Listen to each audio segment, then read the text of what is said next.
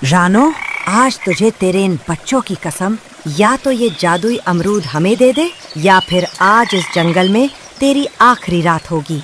कालू भाई, मार डालो मुझे, पर मेरे बच्चों का हक मत छीनो, वो कल से भूखे हैं। छोड़ो इसे कालू, पहले इसके बच्चों को खत्म करते हैं, ये अमरूद अपने आप छोड़ देगी। नहीं। तूफानी रात थी।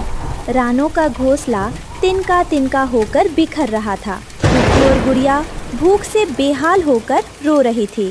माँ, पेट में बहुत दर्द हो रहा है, क्या कल भी हमें सिर्फ सूखी घास खानी? तो ये रहे हमारी आज की वीडियो के प्यारे सब्सक्राइबर्स और फॉलोअर्स के नाम: अनुष्का, निशदेव, संगीता, विक्टोरिया, सोबिया इरम, शुमैला अहमद। और जो नहीं चुने गए, चिंता मत करो, अगली बार तुम भी बन सकते हो जंगल के सुपरस्टार। दोस्तों, अगर आप भी चाहते हैं मैं आपका नाम अपनी कहानी में लूं, तो देर किस बात की, जल्दी से कमेंट करके अपना नाम हमें भेजें। नहीं पड़ेगी। माँ देखो, कालू चाचा के घर से कितनी अच्छी खुशबू आ रही है, क्या हम उनसे थोड़ा अनाज मांग लें? नहीं बेटा, कालू के पास दिल नहीं पत्थर है। तुम बस आज की रात हिम्मत रखो। मैंने सुना है कि नील पर्वत की चोटी पर एक अमरूद का पेड़ है जिसका घर सोने जैसा चमकता है। कल मैं वहाँ जाऊँगी। पर माँ, वहाँ जाने वाला कभी लौट कर नहीं आया। एक माँ अपने बच्चों के लिए मौत से भी लड़ सकती है, ये तो बस एक पहाड़ है। बदल के पेड़ पर कालू और गोरी रानू की बातें सुन रहे थे। उनके चेहरे पर शैतानी मुस्कान थी। सुना गोरी, पागल चिड़िया उस जादुई पेड़ की तलाश में जा रही है। अगर उसने वो फल हासिल कर लिया तो वो अमीर हो जाएगी। हम उसे फल लाने देंगे और जैसे ही वो वापसी के रास्ते पर खूनी नाले के पास पहुंचेगी, हम उस पर हमला कर देंगे। फल भी हमारा और घर भी हमारा। और इस बार हम अकेले नहीं होंगे। मैंने उस भूखी बिल्ली छोटू को भी काम पर लगा दिया है। रानो अभी आधी दूर ही पहुंची थी कि अचानक तेज हवाएं चलने लगीं। कालू ने ऊपर से पत्थर गिराने शुरू कर दिए। ये पत्थर कहाँ से आ रहे हैं? कोई है क्या? वापस लौट जा रानो, ये रास्ता मौत का है। कालू भाई, तुम मेरे पीछे क्यों पड़े हो? मेरे बच्चों को जीने दो। तेरी मौत ही मेरा फायदा है। कालू रानो पर झपट्टा मारता है। रानो फुर्ती से एक कटीली झाड़ी में घुस जाती है। उसके पंखों में कांटे चुभ जाते हैं, लेकिन वो रुकती नहीं। रानो पर्वत की सबसे ऊंची चोटी पर पहुंचती है। चारों ओर ठंडी हवाएं चल रही हैं। अचानक कोहरा छटता है और एक विशाल सुनहरी रोशनी वाला अमरूद का पेड़ दिखाई देता है। रानो जैसे ही उसके पास पहुंचती है, पेड़ की टहनियाँ खुद ब खुद हिलने लगती हैं। ठहर जाओ नन्ही चिड़िया, इस पवित्र पर्वत पर आज तक कोई साधारण पक्षी नहीं पहुंच सका। तुम यहाँ तक कैसे आई? महाराज, मैं एक माँ हूँ। मेरे बच्चे भूख और ठंड से लड़ रहे हैं। मुझे सोना चांदी नहीं चाहिए, बस एक ऐसा जादुई घर चाहिए जहाँ मेरे बच्चों को कोई शिकारी और कोई तूफान छू ना सके।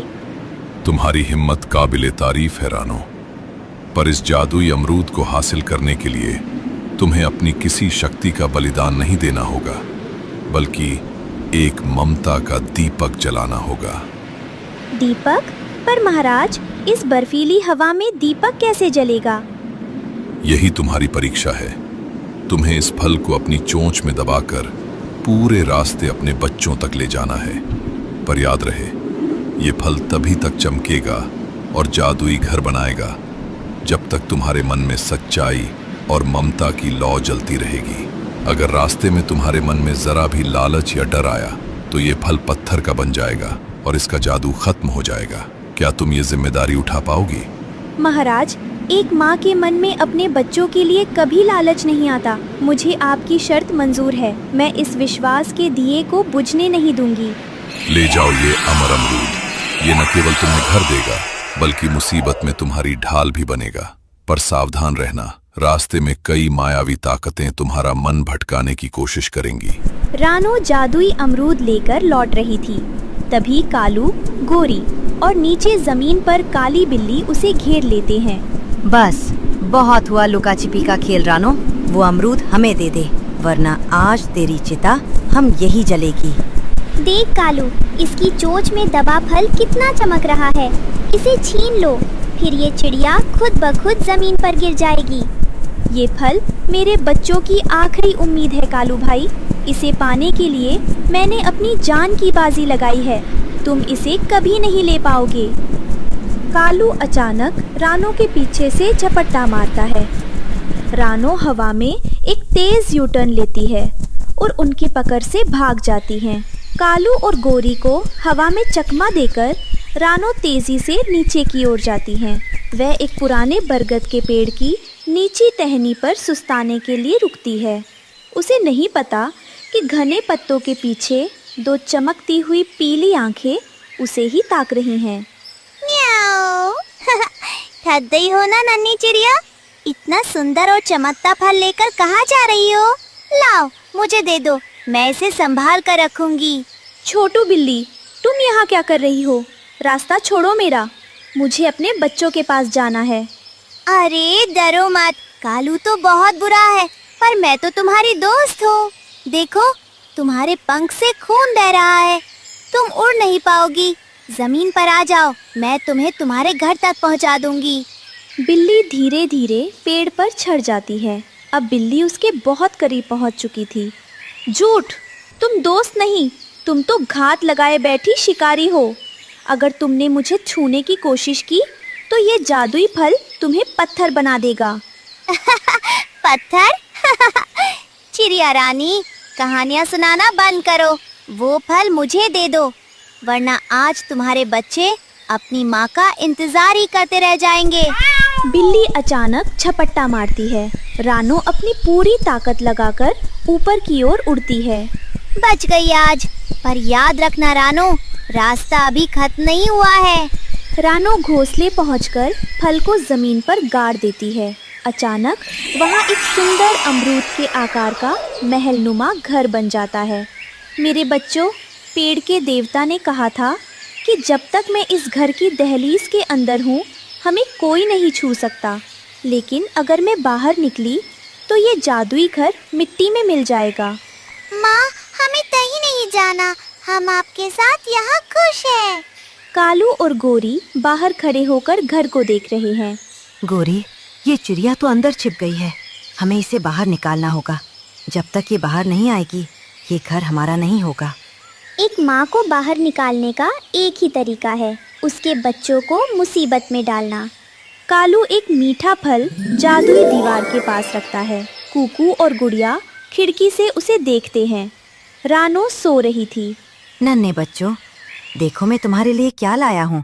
ये जादुई अंगूर है, बस एक कदम बाहर आओ और इसे ले लो। गुड़िया, देखो कितना रसीला फल है। माँ सो रही है, चलो जल्दी से ले आते हैं। जैसे ही गुड़िया फल लेने के लिए जादुई दीवार से एक पैर बाहर निकालती है, कालू झपट्टा मारकर उसका पैर पकड़ लेता है। बचाओ माँ, बचाओ, कालू चाचा ने मुझे पकड़ लिया। अब देख रानो, या तो बाहर आ और अपनी बेटी को बचा, या फिर इस घर के अंदर बैठी रह। रानो की नींद खुलती है। वह देखती है कि उसकी बेटी मौत के मुंह में है। वह जानती है कि बाहर कदम रखते ही उसका सुंदर घर गायब हो जाएगा। नहीं, मेरी बच्ची को छोड़ दो, मुझे महल नहीं चाहिए, मुझे मेरी बेटी चाहिए। नहीं माँ, बाहर मत जाना, घर टूट जाएगा। बेटा, ईंट पत्थर का घर फिर बन सकता है, पर तुम दोनों नहीं। माँ आ रही है। जैसे ही रानो बाहर कदम रखती है, महल गायब हो जाता और फिर से वही पुराना सूखा पेड़ बन जाता है। कालू रानो पर हमला करने बढ़ता है, लेकिन रानो अब और भी शक्तिशाली हो गई है। कालू, तूने माँ के सब्र का इम्तिहान लिया है, अब माँ का क्रोध देख। रानो अपनी पूरी ताकत से कालू की आंखों पर वार करती है। तभी आसमान से राजा बाज और अपनी टोली के साथ आ जाते हैं। राजा बाज कालू और गोरी को अपने पंजों में जकड़ लेते हैं। बिल्ली छोटू यह देखकर पहले ही भाग खड़ी होती है। कालू, तुमने एक माँ के त्याग का अपमान किया है। रानू ने घर खो दिया पर अपनी ममता नहीं हारी। तुम दोनों को हमेशा के लिए इस जंगल से बेदखल किया जाता है। हमें माफ कर दे महाराज, हमें माफ कर दे। राजा चील के सैनिक कालू गोरी को पकड़कर ले जाते हैं। रानू अपने बच्चों को गले लगा लेती है। तभी जादुई पेड़ वहाँ प्रकट होता है। धन्य हो रानो, तुमने साबित कर दिया कि एक माँ के लिए घर से बढ़कर उसके बच्चे हैं। तुम्हारी इस परीक्षा से खुश होकर मैं तुम्हें ये घर हमेशा के लिए देता हूँ और अब कोई शर्त नहीं होगी। तुम आसमान में उड़ भी सकोगी और सुरक्षित भी रहोगी। सूखा पेड़ फिर से एक अमर और सुंदर घर में बदल जाता है। इस बार घर पहले से भी ज्यादा चमकदार है। सच्चा घर ईंटों से नहीं, प्यार और त्याग से बनता है। रानो, कुकू और गुड़िया खुशी खुशी रहने लगते हैं। जंगल में फिर से चहचहाहट लौट आती है। इस कहानी से हमें सीख मिलती है कि निस्वार्थ प्रेम और बलिदान से बड़ी कोई शक्ति नहीं है। जो दूसरों का बुरा सोचते हैं वे अंत में अपना सब कुछ खो देते हैं।